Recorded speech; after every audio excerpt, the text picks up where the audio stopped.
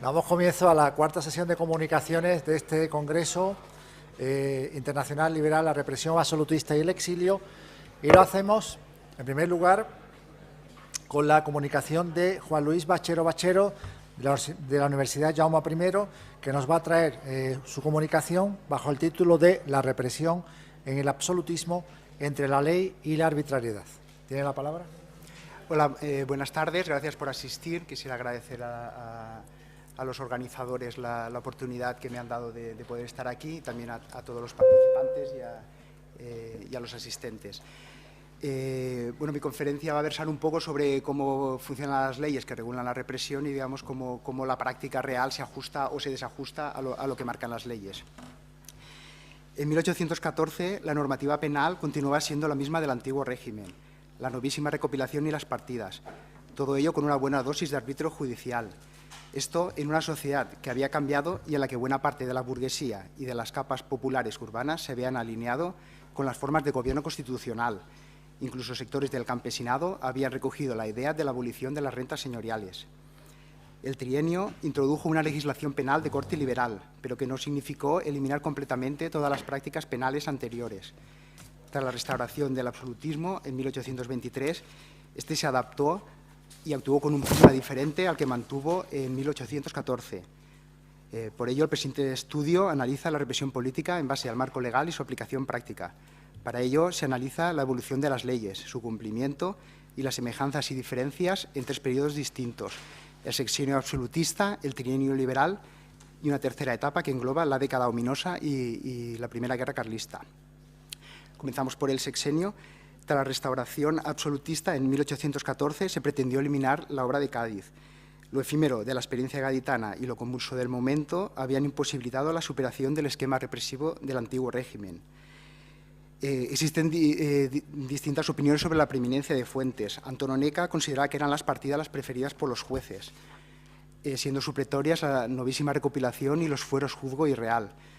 Tomás y Valiente, en cambio, pensaba que la normativa real era la más aplicada y que las partidas actuaban como supletorias. La arbitrariedad del sistema penal hacía que, según los casos, fueron aplicadas unas u otras. Por ello, a principios del siglo XIX, la penalidad estaba recogida principalmente en el libro séptimo de las partidas y en el 12º de la novísima recopilación. Esta última fue promulgada en 1805 y recogió un gran número de pragmáticas. Para darle mayor vigencia, se escogieron preferentemente las promulgadas en el siglo XVIII, pero incluía muchas otras de siglos anteriores. La obra contenía numerosos errores, como defectos en la transcripción de documentos, leyes anacrónicas, contradictorias o repetidas, y ausencia de muchas otras que tenían mayor vigencia. Las partidas eran todavía más extemporáneas, pues estaban generalmente atribuidas a Alfonso X el Sabio.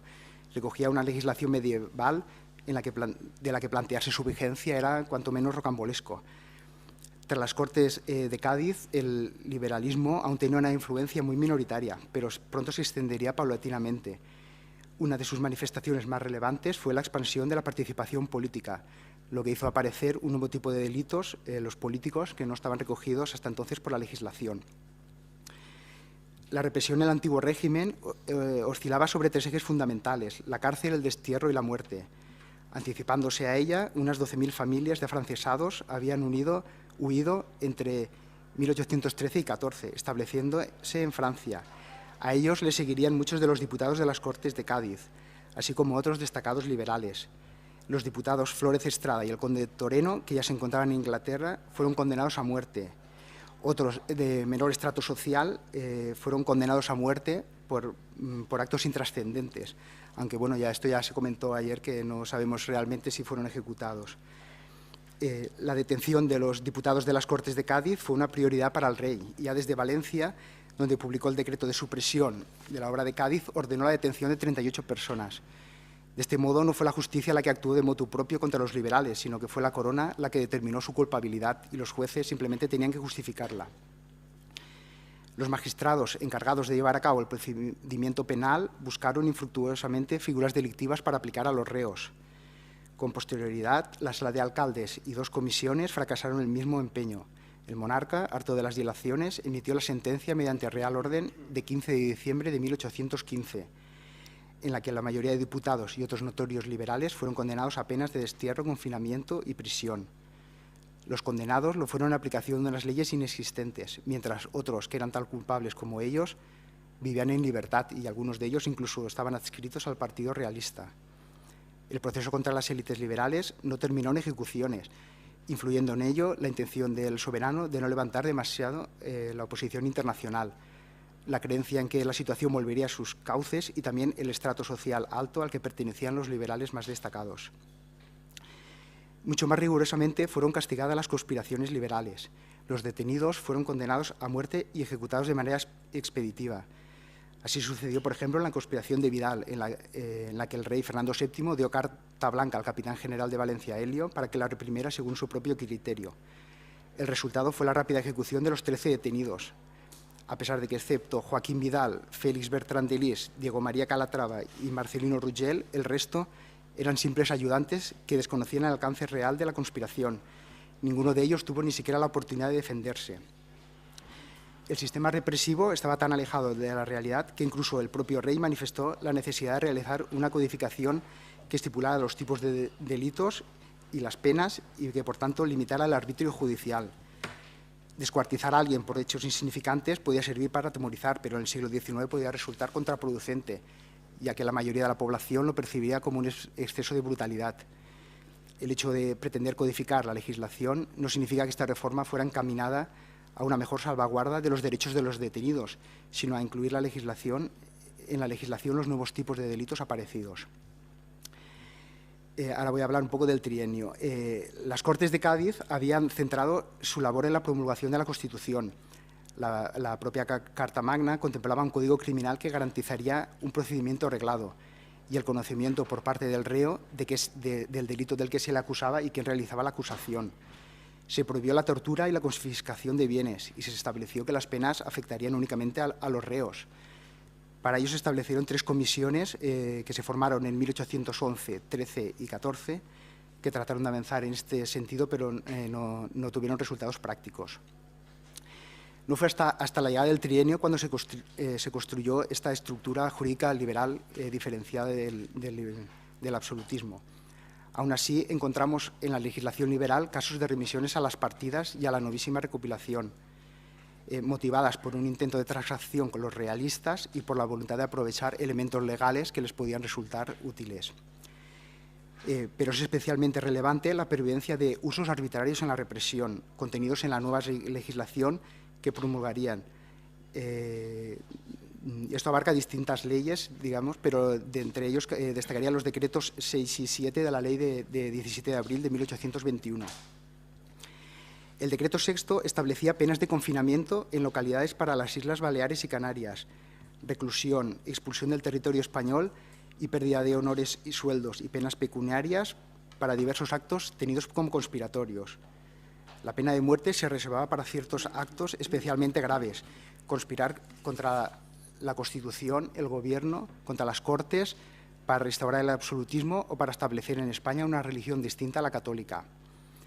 El decreto 7 transfirió las facultades de orden público a los militares, otorgando a los capitanes generales amplias prerrogativas para reprimir las conspiraciones, quedando excluidas de su jurisdicción solamente algunos casos de detenciones realizadas a instancias de la autoridad civil y en la que los reos no pusieran resistencia.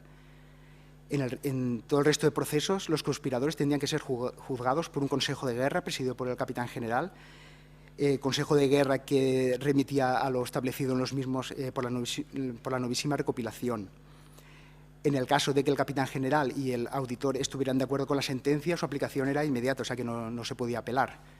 Por ello se avalaban condenas al margen de la legalidad ordinaria, incluyendo posibles ejecuciones.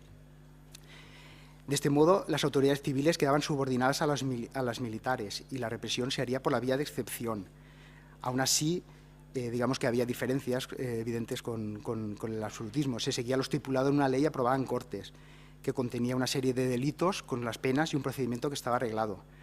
Por otro lado, las disposiciones contra las actividades conspiratorias se establecieron en una situación de virtual guerra civil, lo que condicionó, digamos, tanto la ley como la aplicación práctica de la misma. De todas maneras, la represión no se circunscribió a lo que son los capitanes generales, sino que también se efectuó de manera indiscriminada por autoridades políticas. Por ejemplo, en Galicia, el jefe político Puente ordenó la detención y posterior envío a La Coruña de unas 100 personas, principalmente clérigos y absolutistas. De ellas, 42 fueron llevadas al castillo de Paso Alto en Tenerife y el resto permanecieron encarceladas. Sin embargo, este hecho provocó la destitución del jefe político por parte del gobierno. Entre las leyes que pretendían cambiar la estructura del Estado estaba el Código Penal de 1822. Este estuvo muy influenciado por el Código francés y por pensadores como Bentham, Filangieri y Beccaria. Sin embargo, continuaban presentes en él ciertas características de la penalidad del antiguo régimen, como una desproporción entre delitos y penas. La pena de muerte tenía mucha presencia en el mismo y contenía otras, digamos, con regusto del antiguo régimen, ¿no?, como la obligación de presenciar una ejecución y contenía además gran cantidad de penas vergonzantes. En este Código Penal, que contenía muchos elementos del antiguo régimen, influyeron la dificultad de realizar el primer Código Penal español y también la intención de atraerse a los absolutistas más moderados y la creencia de que probablemente la sociedad no estaba preparada para un cambio tan importante.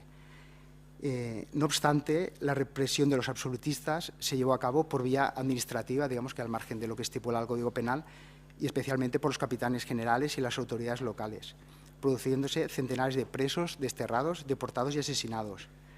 En julio de 1823, con la guerra ya prácticamente perdida, el gobierno aprobó una ley que le confería poderes especiales para deportar de manera arbitraria a disidentes políticos.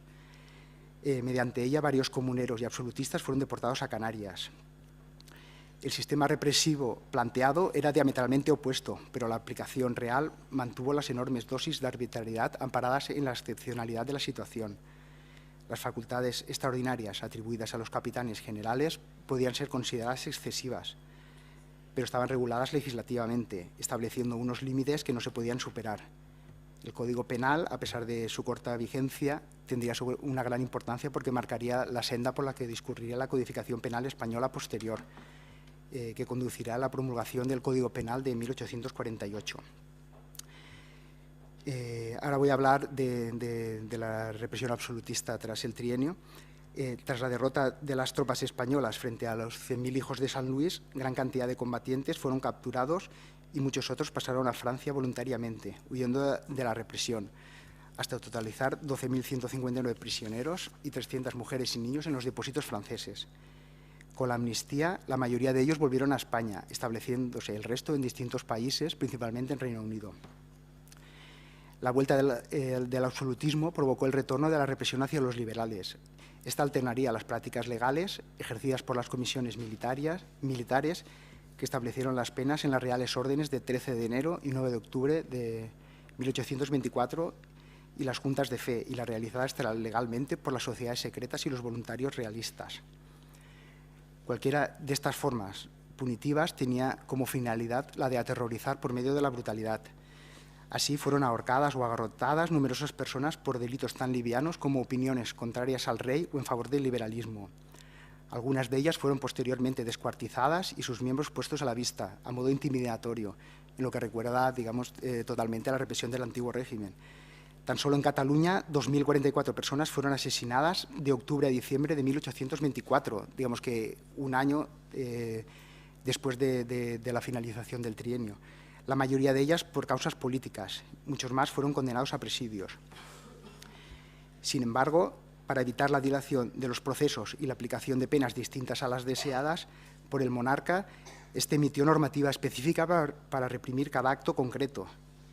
La rebelión de Bessiers fue castigada según los reales decretos de 17 y 21 de agosto de 1825.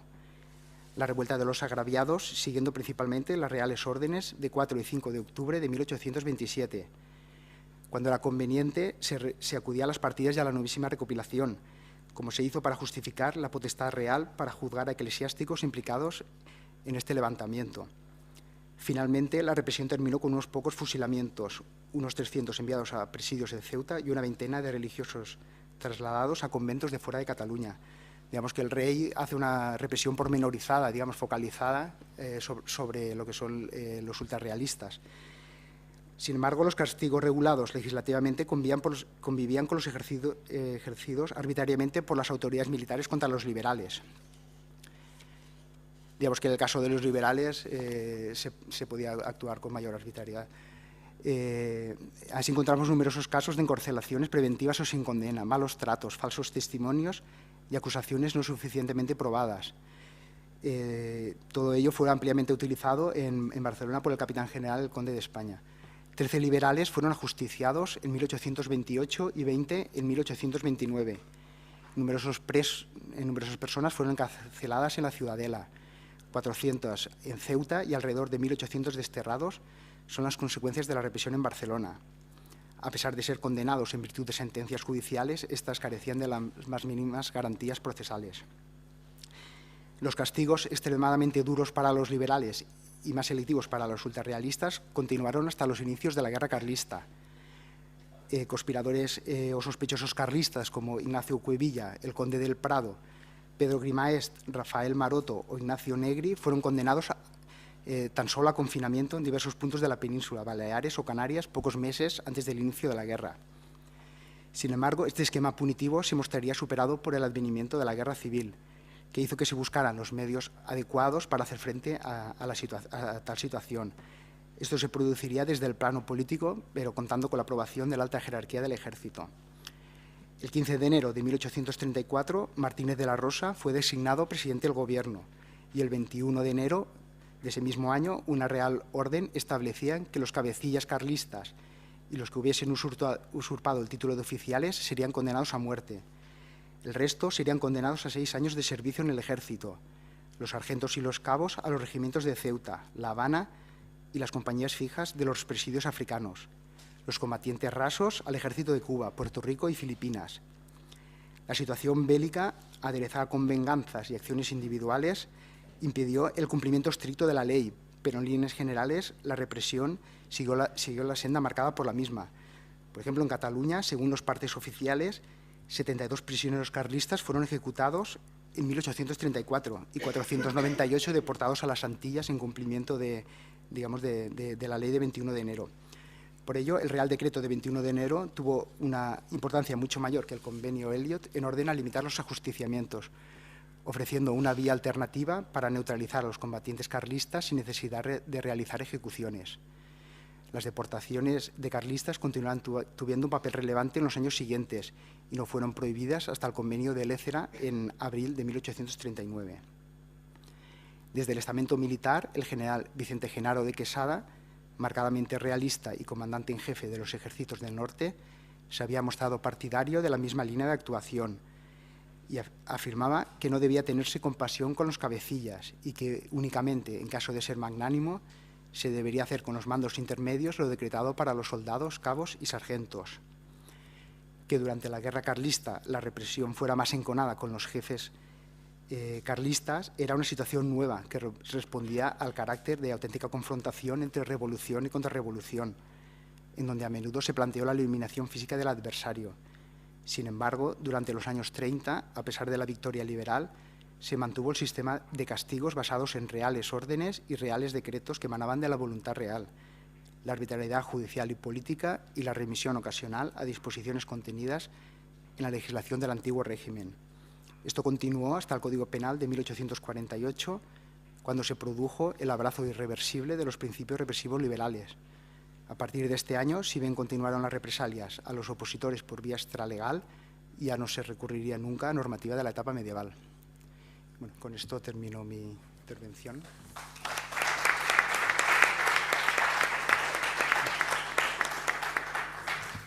Muchas gracias a Juan Luis Bachero por su intervención y le damos paso ahora al profesor César Ruiz San Juan de la Universidad Complutense de Madrid, que versará su intervención sobre el tema el pensamiento reaccionario español frente al concepto de libertad del liberalismo docenista. Tiene la palabra César Ruiz. Muy bien, muchas gracias por la presentación. Buenas tardes a todos. La comunicación que voy a presentar con el título de El pensamiento reaccionario español frente al concepto de libertad del liberalismo doceñista va a abordar la contraposición entre el concepto ilustrado de libertad que subyace a la Constitución de Cádiz y el concepto católico de libertad que es el que se le opone desde el pensamiento reaccionario. La concepción revolucionaria de la libertad que se impone en las Cortes de Cádiz entiende la libertad básicamente en la línea de la tradición ilustrada, distinguiendo entre libertad natural, que es la libertad irrestricta de la que dispondrían los hombres en estado de naturaleza, y la libertad civil, que es la libertad limitada por leyes y que es para los liberales gaditanos la que responde al concepto de libertad rectamente entendido. Desde esta concepción, la libertad civil coincide con la facultad de hacer lo que se desea dentro de los límites definidos por la ley. Puesto que esta ley se la dan a sí mismos los ciudadanos en tanto que la soberanía reside en la voluntad popular, no se trata propiamente de una limitación, sino que es expresión de la autolegislación del pueblo, fundando de este modo una concepción autónoma de la política en la cual la libertad queda identificada con los derechos ciudadanos. Frente a esta idea revolucionaria de la libertad se presenta la idea contrarrevolucionaria, que es la propia del pensamiento reaccionario, en la cual se trata de un concepto católico de libertad que identifica la libertad con la obligación y no con los derechos. Esta libertad coincide en esta línea de pensamiento con el libre albedrío, entendido como la facultad de todo individuo de seguir o no la ley natural inscrita por Dios en la razón de los hombres. Desde esta posición, el libre albedrío queda identificado con el deber de todo cristiano, en tanto que dicha facultad ha sido otorgada por Dios a los hombres para la prosecución de su propio bien. Se trata de una libertad limitada, propia del hombre, que se opone a la libertad ilimitada que defienden los liberales, en tanto que las leyes no establecen una verdadera limitación del querer individual, en tanto que se derivan de la propia voluntad de los ciudadanos. Para el pensamiento católico, una libertad ilimitada o absoluta correspondería únicamente a Dios y no a los hombres, cuya acción está necesariamente sujeta a la ley establecida por el Creador. Esta noción católica de libertad como obediencia se contrapone a la idea de autolegislación y soberanía del pueblo, suministrando la base a una concepción de la política en la que ésta queda subordinada a la religión. De este modo, frente a la concepción revolucionaria de la libertad, se presenta una idea de la libertad como actualización de las potencias del alma propia de la teología trascendente de la ortodoxia doctrinal católica.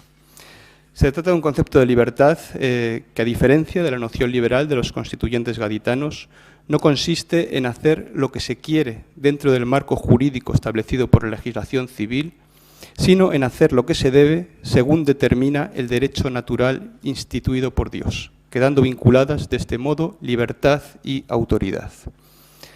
Es precisamente la diversa articulación de libertad y autoridad lo que se encuentra en la base de las concepciones irreductibles de liberales y conservadores. Mientras que los liberales, a través del concepto de soberanía nacional, subordinan la autoridad a la libertad, los reaccionarios establecen la subordinación de la libertad a la autoridad, pues el hombre ha de servirse de su libertad para someterse al orden jerárquico en el que necesariamente está inserto. Aquí la libertad queda asociada a la obediencia y a la sumisión. Según esta concepción de la libertad propia de la ortodoxia católica, la libertad absoluta del hombre que sostiene la filosofía ilustrada y liberal tiene su raíz en la Reforma protestante, en sus conceptos del libre examen y de la soberanía individual. Es el desarrollo en la esfera política del concepto protestante de libertad lo que está en el origen de la concepción liberal para estos pensadores, la cual, la concepción liberal, llevará a sus últimas consecuencias las tesis protestantes y acabará comprendiendo la libertad como ausencia de todo tipo de sujeción. Frente a esta libertad se sitúa la libertad católica, limitada por la ley natural y por las leyes positivas que se derivan de ella. Se trata de una libertad que no está asociada al querer, sino al deber. La libertad que defienden los autores liberales, la libertad para pensar y decidir por sí mismo, supone la impugnación de principios católicos básicos como la autoridad, la obediencia y la subordinación. Para los pensadores reaccionarios, la libertad de los revolucionarios es una libertad meramente aparente, una libertad abstracta que es incompatible con el orden social.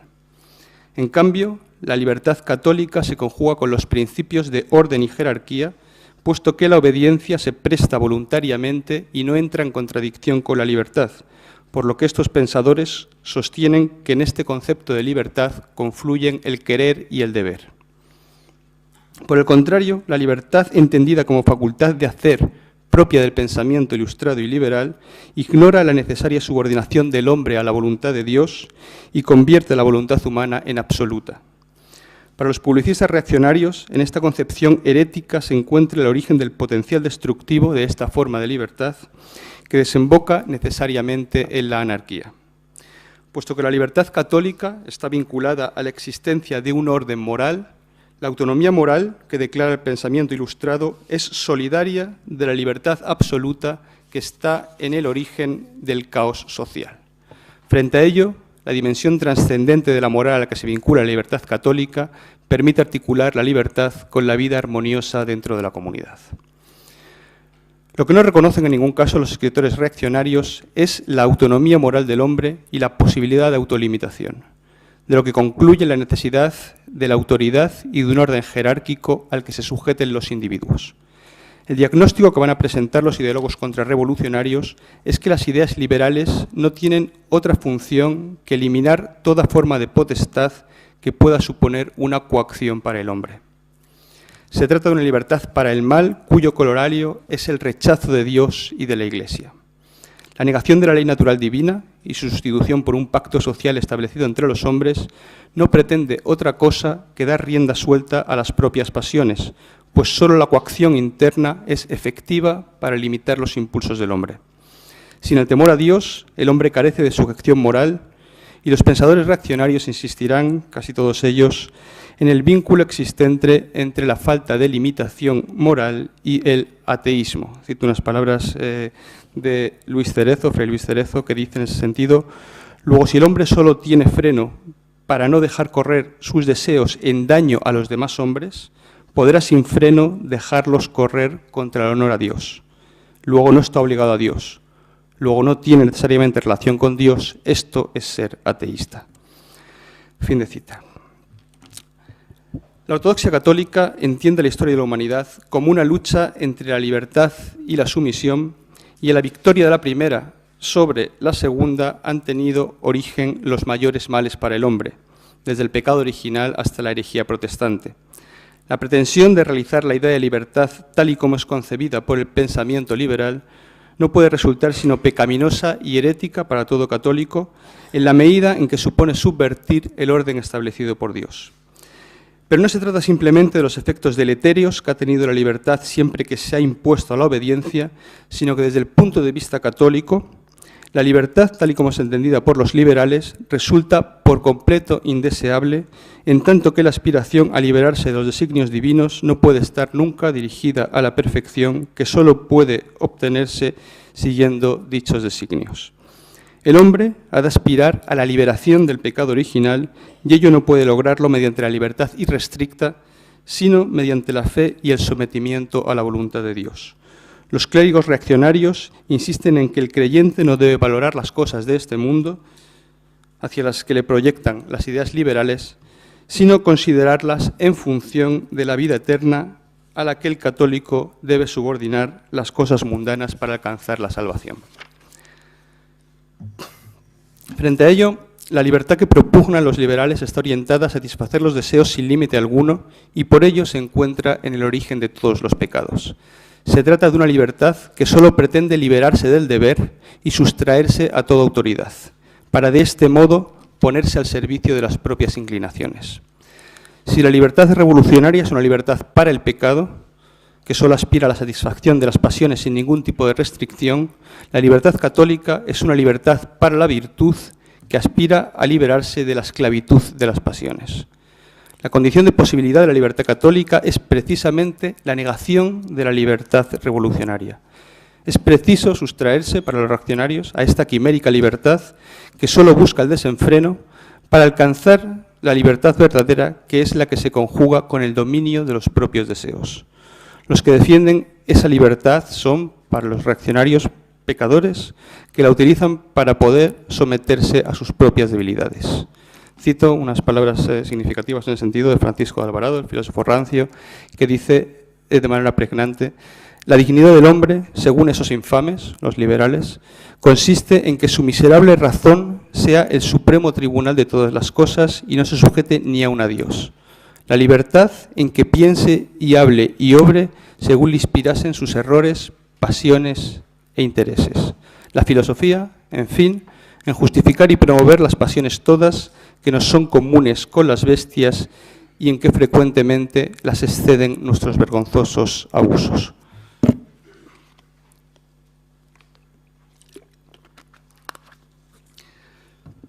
Asimismo, el pensamiento católico más conservador se esfuerza por poner de manifiesto el carácter antinatural de la libertad a la cual aspiran los liberales, pues lo que muestra toda la naturaleza es la existencia de un orden estructurado según un principio jerárquico. Este orden que rige la naturaleza ha de regir también en la sociedad, que debe estar organizada jerárquicamente en función de normas de subordinación a los poderes superiores, según un orden querido por Dios. Este sometimiento a la autoridad puede ser a veces muy gravoso para los hombres y por ello el correlato necesario de la sumisión es la resignación, que constituye una de las virtudes supremas para el cristiano. Frente a ello, la ilusoria idea de libertad que enarbola a los revolucionarios trata de inflamar las pasiones del pueblo, que en vez de aceptar con resignación el lugar que le ha asignado la providencia, aspira a transformar el orden social para mejorar su posición. Los reaccionarios insisten en que esas promesas de mejora y felicidad no son más que falacias y que el pueblo tiene que resignarse a la posición que le ha tocado en suerte y aceptar los poderes impuestos por el orden providencial, que es lo que permite precisamente garantizar la felicidad del cuerpo social. En ese sentido, alaba Vélez al pueblo, cito, que estaba adherido perfectamente a su rey sin atreverse a juzgarlo aun cuando lo viese nulo y criminal, porque creía que excedía sus facultades, que veneraba la religión como la principal base de la felicidad individual y de toda la nación, que miraba a la Inquisición como el fruto más seguro y más firme baluarte del trono y del altar. Fin de cita. Es difícil encontrar una expresión más sintética de este pensamiento servil. Bien, pues todo esto que he expuesto hasta aquí, lo que pone de manifiesto claramente es que las nuevas ideas políticas que trae consigo el liberalismo son combatidas de manera encarnizada por el pensamiento contrarrevolucionario, que se autocomprende, o por lo menos que se autopresenta en todo momento, como defensor de unos valores espirituales que corren el peligro de ser eliminados por las ideas políticas liberales. Estas ideas son calificadas por los publicistas reaccionarios de ateas, materialistas y racionalistas. Sostienen, estos pensadores serviles, que dichas ideas están al servicio de una clase advenediza que solo pretende usurpar el poder a sus detentadores legítimos, identificados por ellos con las clases dominantes del orden político vigente antes de la Revolución. De este modo, la defensa de los valores espirituales católicos por parte de la reacción tiende a velar la función de su crítica al nuevo orden social burgués, función que consiste en legitimar la sociedad estamental del antiguo régimen, en la cual la monarquía, la nobleza y el clero conforman los grupos privilegiados. La cuestión de fondo de todo este conflicto es la amenaza para los privilegios de las clases dominantes que supone el concepto de soberanía nacional, que se deriva de manera inmediata de la idea revolucionaria de libertad. Para neutralizar el potencial subversivo de la noción de soberanía nacional, muchos reaccionarios se remitirán al pensamiento contractualista español de la Segunda Escolástica, que sostiene que la soberanía reside originariamente en la nación y que ésta es la que la transfiere a los reyes. Pero esos autores utilizarán las tesis escolásticas de la Translatio Imperii para justificar la monarquía absoluta, estableciendo que esta cesión contractual tiene carácter irrevocable. A este respecto afirma Lardizábal en su manifiesto, cito: «Los que han tenido por mejor el gobierno monárquico han transferido todo su poder a uno, que es el rey, y los españoles, desde el siglo XI, cuando más tarde, quisieron no solo eso, sino que ese poder en el rey fuese hereditario. Y esto prueba que lo quisieron para siempre y no dejándolo amovible a voluntad de ellos». De lo cual, este autor concluye que la soberanía reside en el rey, existe en su persona con independencia de la nación de quien él o sus abuelos la recibieron.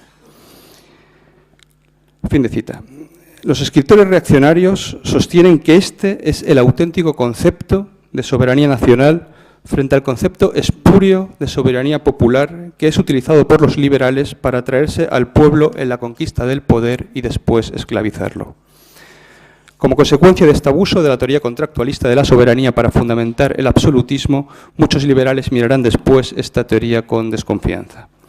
Es importante observar también que en el concepto de soberanía los pensadores reaccionarios no solo incluyen a la monarquía, sino que expanden este concepto para incluir en él también a la nobleza, cuyos intereses se encontraban vinculados a los del absolutismo, del mismo modo que lo estaban los intereses de la Iglesia. La cuestión de la soberanía aparece así claramente como un conflicto de clases, mostrándose la unidad de intereses de la monarquía, la aristocracia y el clero. Desde este bloque hegemónico se critican las ideas de libertad e igualdad de los liberales como ideas quiméricas que estos utilizan para provocar la rebelión del pueblo, haciéndole concebir la ilusoria aspiración a mejorar su destino, cuando en realidad solo lo precipitan hacia su destrucción. Frente a ello, hay que retornar al antiguo régimen y mantener en el poder a la nobleza y al clero, excluyendo por completo a la burguesía naciente. Para evitar el ascenso de la burguesía, el pensamiento contrarrevolucionario considera de importancia capital suprimir la libertad de imprenta, que es lo que permite la difusión de las ideas liberales, constituyendo el mayor peligro para el mantenimiento del orden social estamental. La síntesis de todo este pensamiento de la reacción que se enfrenta al liberalismo gaditano la constituye el Manifiesto de los Persas, donde se presentan los conceptos de libertad y de soberanía que habían sido formulados por los anteriores pensadores reaccionarios. Se reclama en este texto la restauración de la monarquía absoluta, cuyo origen se atribuye al pacto originario en virtud del cual el pueblo español cedió el poder al rey en el pasado de manera irrevocable. Pero la monarquía absoluta que se defiende en este texto se separa de manera fundamental del absolutismo jovesiano, en tanto que limita el poder del monarca a la ley establecida por Dios y a las leyes del Estado que dimanan de aquella.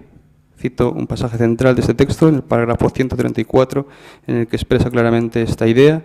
Dice: la monarquía absoluta, voz que por igual causa oye el pueblo con harta equivocación, es una obra de la razón y de la inteligencia. Está subordinada a la ley divina, a la justicia y a las reglas fundamentales del Estado. Fin de cita. Con ello se pone claramente de manifiesto que el concepto católico de libertad, en tanto que articula esta con la subordinación, es distinto del concepto que la filosofía moderna deriva del protestantismo. El gobierno absoluto que defiende el Manifiesto de los Persas es un poder limitado propio de la tradición católica que se opone al decisionismo protestante.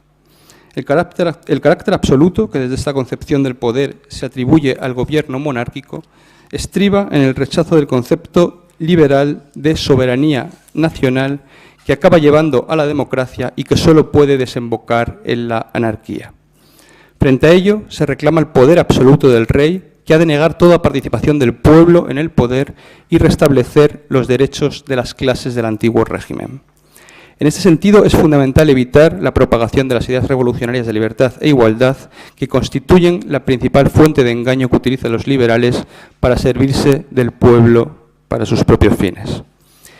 Con este fin, el Manifiesto de los Persas considera esencial, como todo el pensamiento servil, la abolición de la libertad de imprenta, pero no solo ello, sino que insiste también en el restablecimiento de la Inquisición. Esta ideología reaccionaria, en su conjunto, cumple una función precisa respecto al orden político del antiguo régimen, al que volverá a dar vigencia a partir de 1814 la restauración absolutista de Fernando VII. La crítica a la concepción revolucionaria de la libertad, que constituye la punta de lanza de la reacción contra el ideario liberal, persigue la legitimación de los intereses de las clases dominantes del sistema estamental del antiguo régimen, el clero, la aristocracia y la monarquía, que constituían una sólida unidad socioeconómica. Tanto la Iglesia como la nobleza entendían que sus intereses se encontraban íntimamente vinculados a los de la monarquía absoluta, por lo que pusieron todo su empeño en desplegar un discurso ideológico que fundamentara la vuelta al absolutismo. La eficacia de esta ideología se debe al sentimiento religioso al que apelaba y que constituía el vínculo de unión del pueblo con las clases dominantes. Esta dimensión religiosa de la que estaba dotado el pensamiento reaccionario tenía la función fundamental de ocultar los intereses materiales que se trataban de defender a través de la crítica a las ideas revolucionarias. Estas ideas eran presentadas como productos del mal, como una ideología satánica que solo pretendía liberar al hombre para desplegar sus impulsos pecaminosos y a través de ello subvertir el orden social y generar caos y anarquía. Según este esquema ideológico, el liberalismo era el movimiento histórico a través del que las fuerzas del mal se enfrentaban a las fuerzas del bien y trataban de destruir la sociedad, usurpando el poder a sus legítimos detentadores. Las ideas del liberalismo, fruto de la Ilustración y de la Revolución Francesa, estaban encaminadas así a derribar tanto la religión católica como la monarquía, que eran los firmes pilares sobre los que se asentaba la sociedad española.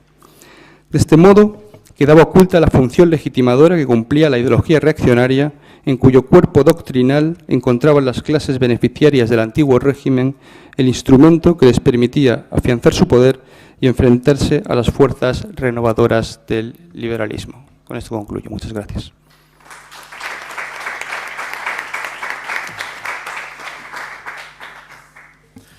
Muchas gracias, César Ruiz San Juan. Me dicen también de la organización que el tercer comunicante previsto para esta cuarta sesión, Enrique Díaz Bravo, de la Universidad de Santo Tomás de Chile, no va a poder llevar adelante su defensa de comunicación, con lo cual, antes de entrar en el siguiente, que sería la ponencia prevista para las 6, podríamos dedicar unos minutos para, si estimáis oportuno, un intercambio de preguntas o de dudas acerca de estos dos comunicantes.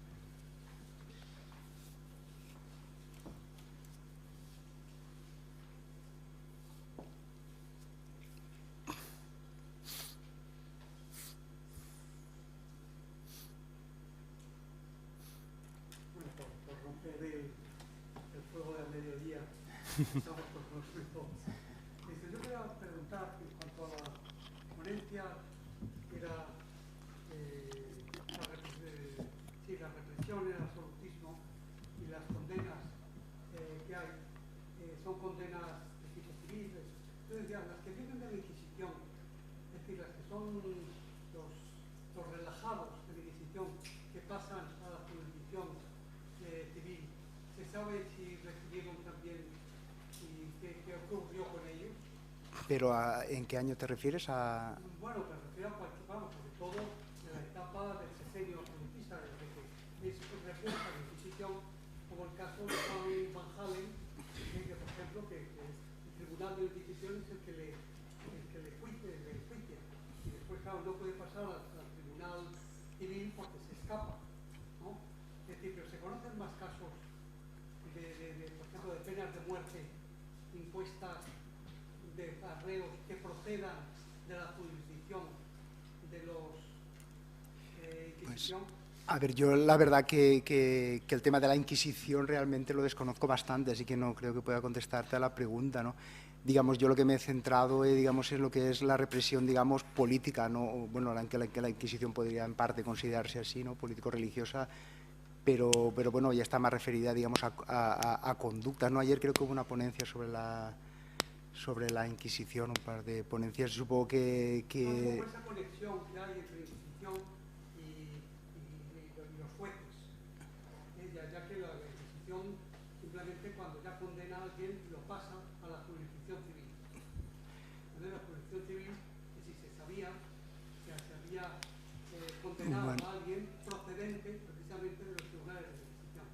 Bueno, realmente, que bueno, ya te he contestado que más o menos, digamos, esto realmente lo desconozco. Digamos, ya estuvimos hablando ahí también un poco ayer de las condenas a muerte y, digamos, tampoco hay unanimidad. O sea, realmente no se sabe que hubo gente que fue condenada a muerte, digamos, no a las personalidades más destacadas, pero tampoco se conoce con certeza si fueron ejecutados o no, ¿no? Esto... no, perdona que no me recuerdo tu nombre, que estuvimos hablando ayer, ¿no?, sobre Alejandro, perdón, sino que estuvimos hablando sobre la represión y digamos que, por ejemplo, de Coscaballo sí que cita que hubo algunos ejecutados, pero luego él ha encontrado en el archivo histórico que por ejemplo, el Cojo de Málaga realmente no fue ejecutado, sino que a última hora fue indultado. Entonces, realmente sobre lo que son las ejecuciones realizadas en el sexenio, digamos que se desconoce a ciencia cierta las que hubo. No sé si contesto a la... Sobre procesos de la Inquisición yo tampoco sé si los hubo. Pero que pasaran a la civil. Sí que... Pero únicamente para la ejecución de la pena. O sea, si no me equivoco, el procedimiento era que el Tribunal Inquisitorial fijaba la pena y luego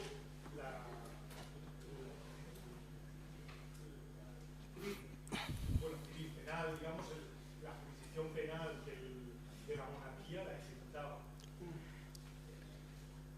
Pero en estos años yo no, pero es por limitación, no he trabajado sobre eso. De todas maneras... Y sobre las penas de muerte, no es que a los más destacados no se las impusieran, sino que se habían escapado. Es decir, que bueno, donde Toledo sí que era una personalidad destacada, simplemente que se fue, por eso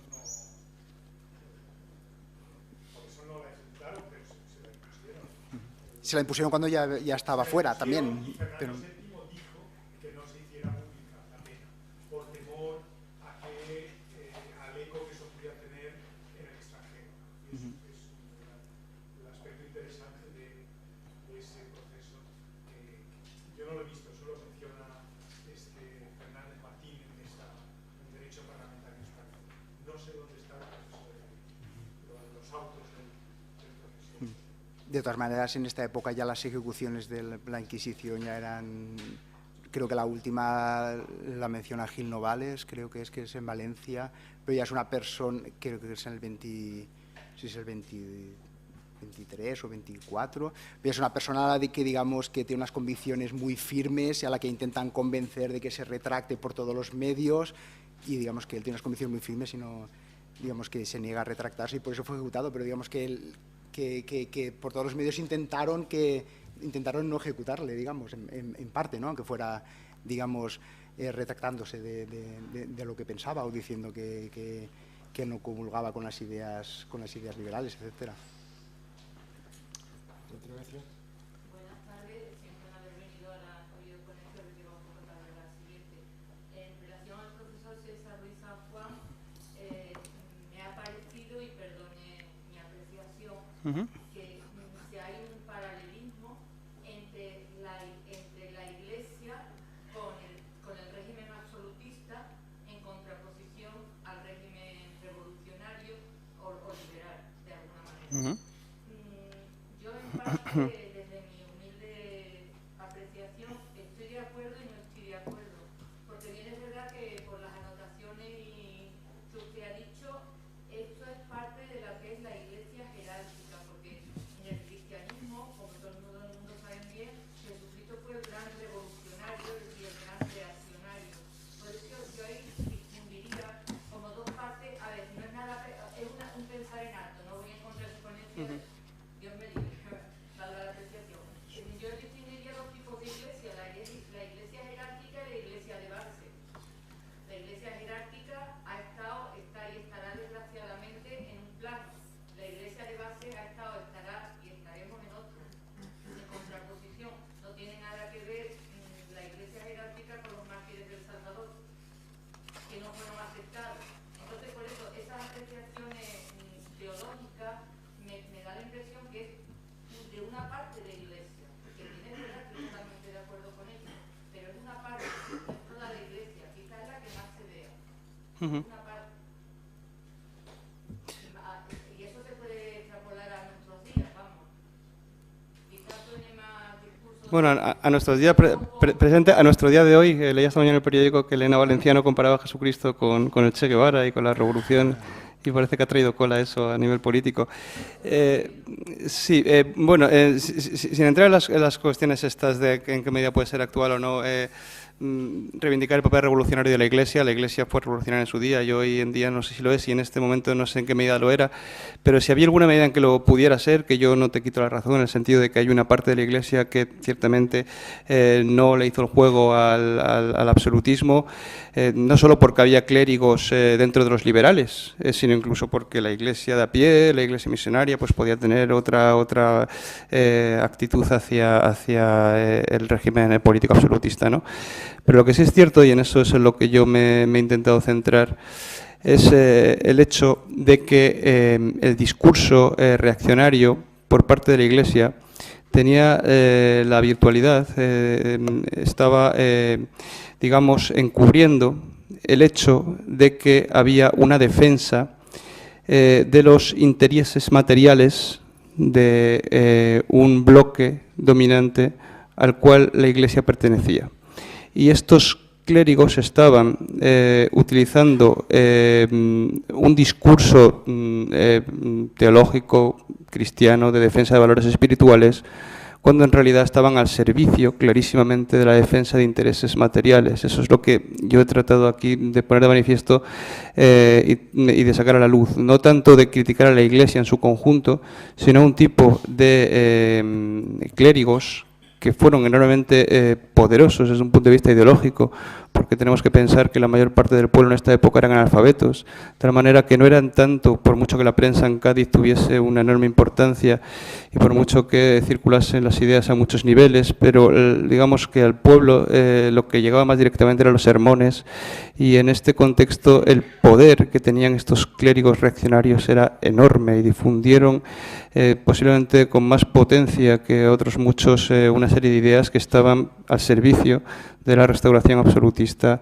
de Fernando VII. De hecho, el Manifiesto de los Persas tiene en su base toda una serie de textos escritos en buena parte por estos clérigos, a los cuales he citado algunos, a Rafael Vélez, a Francisco Alvarado, a Luis Cerezo. Todos estos textos tienen una enorme dimensión política, y es lo que yo quería sacar a la luz, no criticar a la Iglesia como un todo, sino poner de manifiesto el papel que jugaron estos ideólogos reaccionarios, que fueron una buena parte, no es desde luego algo minoritario dentro de la contrarrevolución, más bien forman seguramente el bloque más numeroso y más nutrido.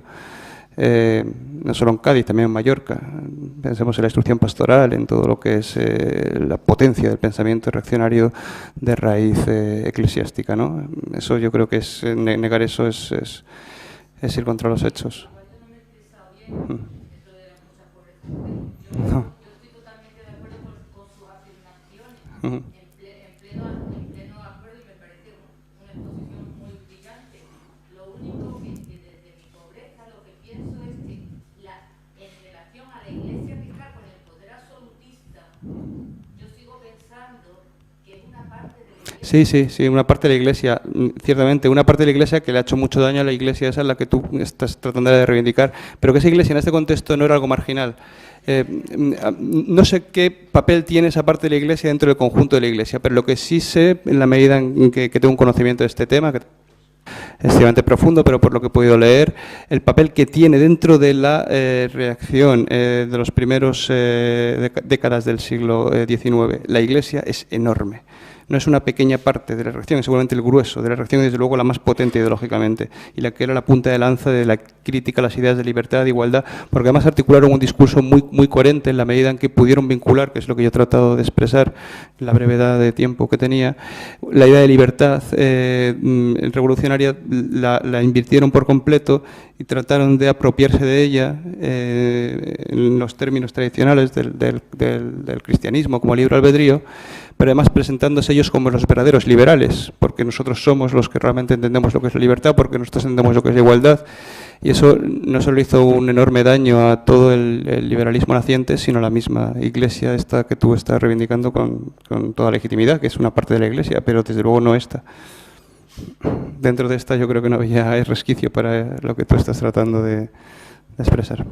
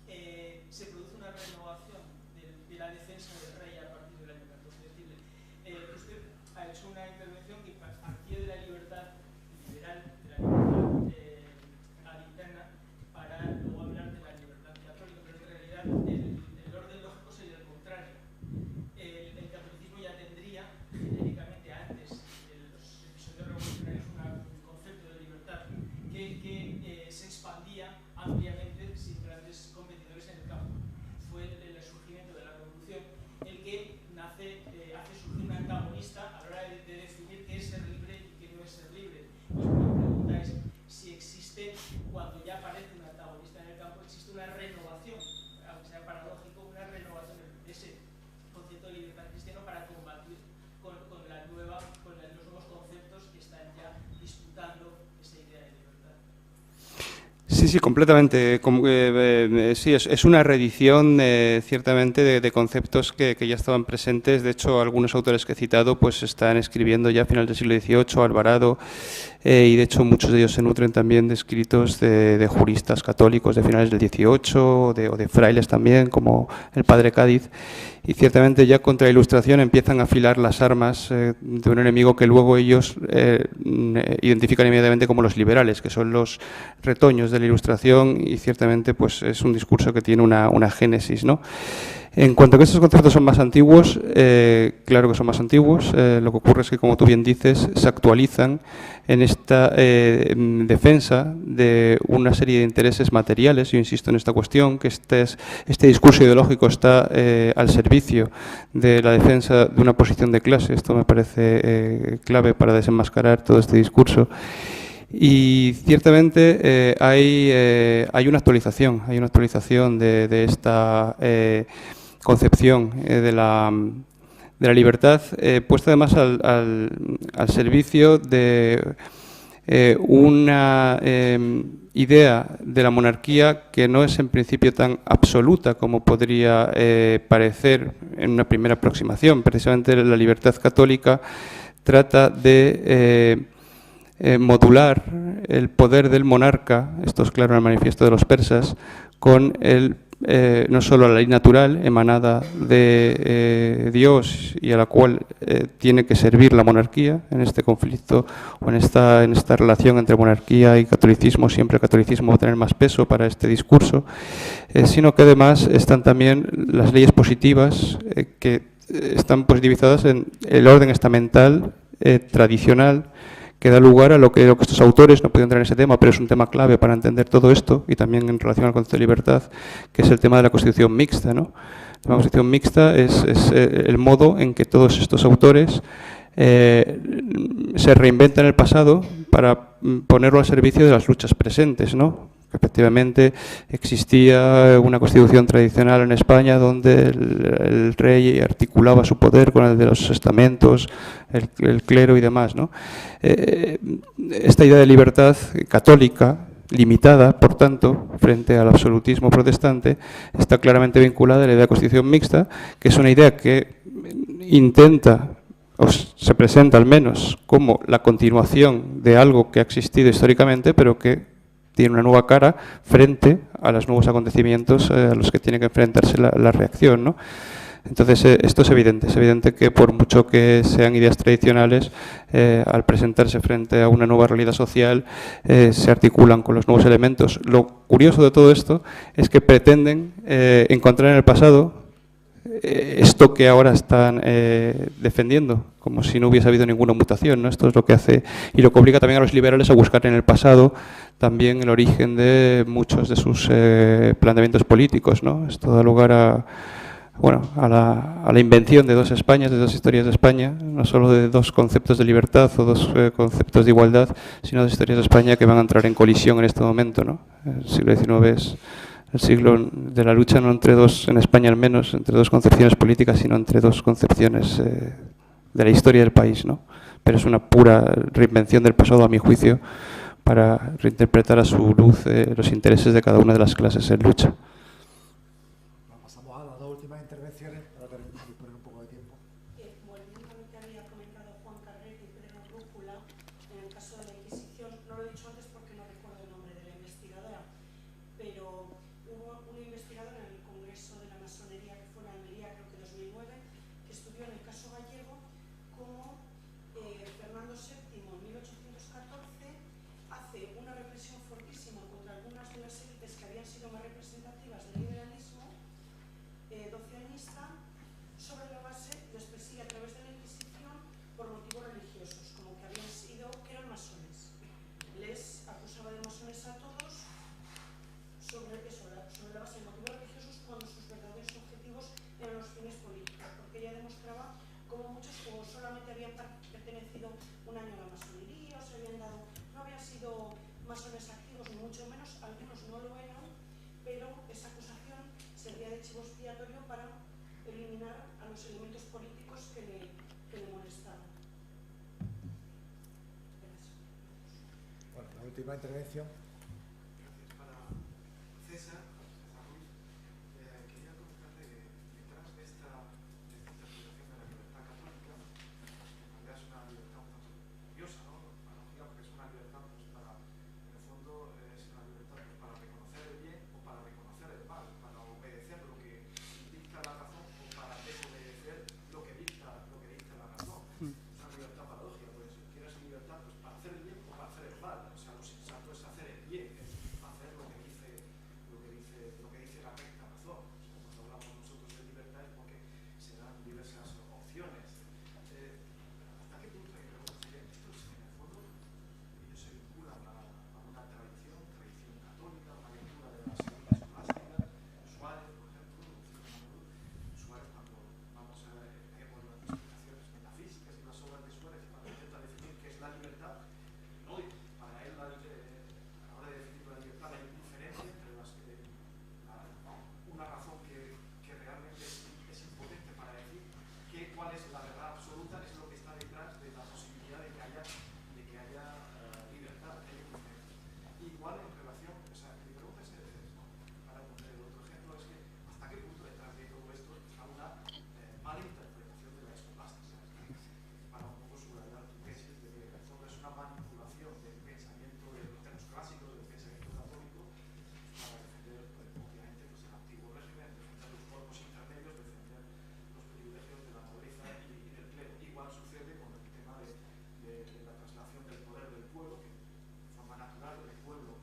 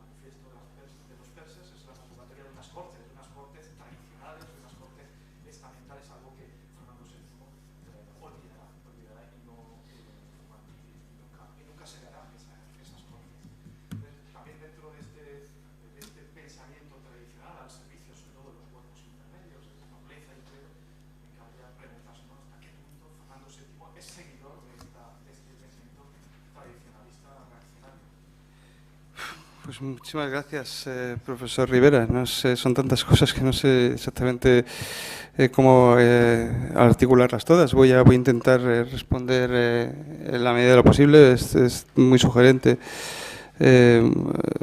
muchas de las cosas que has comentado y vamos a ver. Voy a intentar ir por partes. Respecto a esta cuestión de lo paradójico del concepto de libertad católico, que es una libertad para el bien y además es una libertad donde se conjuga la libertad con la obligación, la libertad con la sumisión. Parece casi un oxímoron, ¿no?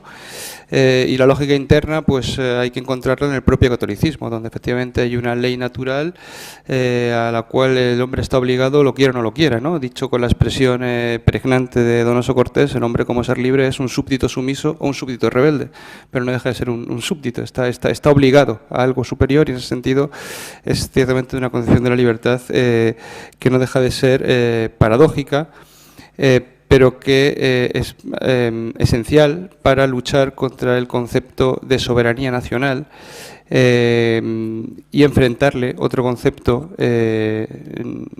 distinto, de raíz cristiana, pero que también se autoproclame como una comprensión de la soberanía nacional, que es lo que hacen los reaccionarios, con Lardizábal a la cabeza, con su manifiesto, que es efectivamente reinterpretar de manera interesada los conceptos de la segunda escolástica para hacerse políticamente presentables en un siglo donde el contractualismo pues aparecía desde luego como una manera más fácil de presentarse en la arena política sin generar demasiado rechazo, ¿no?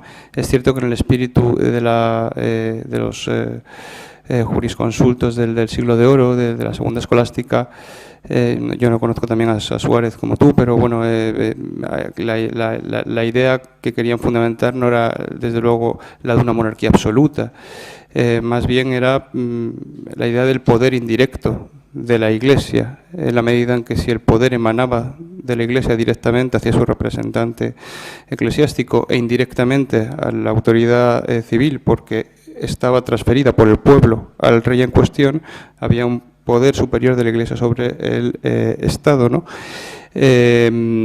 Aquí la clave es, como tú señalas, el hecho de que esta transferencia por parte del pueblo sea irrevocable. En el momento que esta transferencia se presente como algo irrevocable, tenemos la conclusión a la que llega de manera natural Lardizábal, que es que da igual ya cuál fuese el origen de este poder, porque ya está transferido al rey y reside naturalmente en el rey y en sus descendientes, ¿no?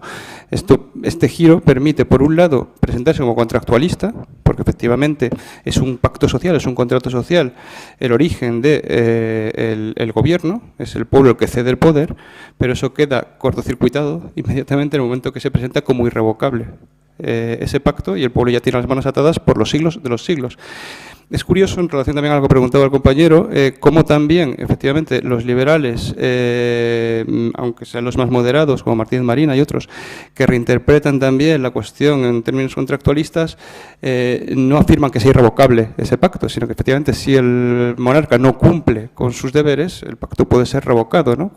Una misma tradición puede dar origen a dos posiciones políticas radicalmente diversas, ¿no? Lo que pone claramente de manifiesto en la interpretación sesgada que hacen en este caso los realistas, los reaccionarios, ¿no? Y en cuanto al manifiesto de los persas, creo que me he dejado algo porque has dicho muchas cosas, pero lo del manifiesto de los persas, lo último que has preguntado, y ya con esto concluyo, que son las 6, dices hasta qué punto puede conciliarse con los deseos de Fernando VII. Claro, este manifiesto parece ser que es lo que está en la base del decreto del 4 de mayo, ¿no? En el cual él presenta pues un programa en el que sí se recoge un absolutismo más o menos moderado por los poderes intermedios, algo parecido a esta constitución mixta a la que antes hacíamos referencia. Pero parece ser que ese decreto no se implementa, ¿no? La intención de Fernando VII, cuando en lugar de venir directamente a Madrid y enfrentarse con la situación, es pasar por Valencia, esperar a ver qué le dicen y tantear un poco al pueblo, pues yo creo que es ver qué es lo que hay. Yo creo que él tiene la sensación de que la sensibilidad popular no va a coger directamente, no va a coger bien directamente una imposición del absolutismo, y entonces recoge esta versión del absolutismo más o menos moderada, que es la del manifiesto, que es la que entiendo que se plasma en el decreto de mayo, un decreto que luego no lleva a la práctica y restaura el absolutismo tout court. Claro, pero como dice, creo que recordar Sánchez Gesta, que conoce bien el decreto Sartlas a la torera, un compromiso no es un invento de Fernando VII, es algo que es anterior a él y que seguirá siendo moneda común en cualquier régimen político. Pero si el decreto refleja, suponemos, la intención, aunque fuese una intención condicionada por su percepción de las fuerzas sociales en juego, si el decreto refleja lo que era el manifiesto de los persas, parece ser que él sí hubiese en un primer momento intentado una restauración menos radical del absolutismo. Luego se vio con cancha suficiente como para que el decreto no tuviese verdadera vigencia y restó un absolutismo en un sentido mucho más fuerte de lo que en principio pedía el manifiesto, ¿no? Pero bueno, tampoco puedo decir mucho más sobre este tema. Muchas gracias. Estamos ya fuera de tiempo. Si es muy breve la intervención.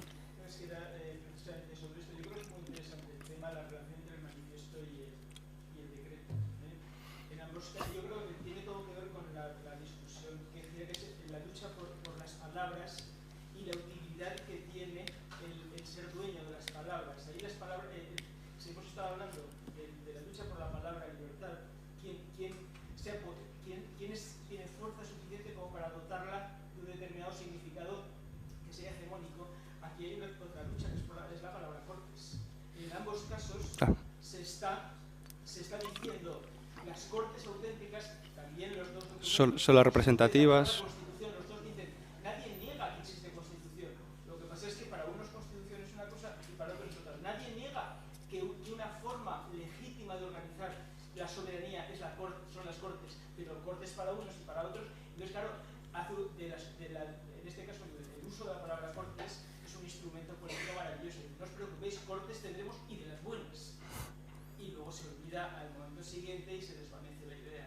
Es un tema Interesantísimo, pero también es interesante que mientras esto en Europa ha sido más bien un enfrentamiento político que tenemos en la arena política, como en España se ha doblado de una concepción de la historia misma de España desde tiempos inmemoriales, pues se ha convertido en un baño de sangre, ¿no? Esto también lo hace todavía más doloroso, pero más interesante también, ¿no? Ver cómo ha irradiado en todas las direcciones algo que en principio es un conflicto que se podía haber resuelto en la pura arena política, como ha ocurrido en buena parte de Europa, por lo menos con más amplitud que aquí. Bien, bueno, ejerzo mi tiranía particular y doy por concluidas las cuartas sesiones de comunicaciones, recordándoles que a las 6, con lo cual pues vamos a disponer de 5 minutos y si es posible mejor 4 minutos y volvemos. De acuerdo, muchas gracias.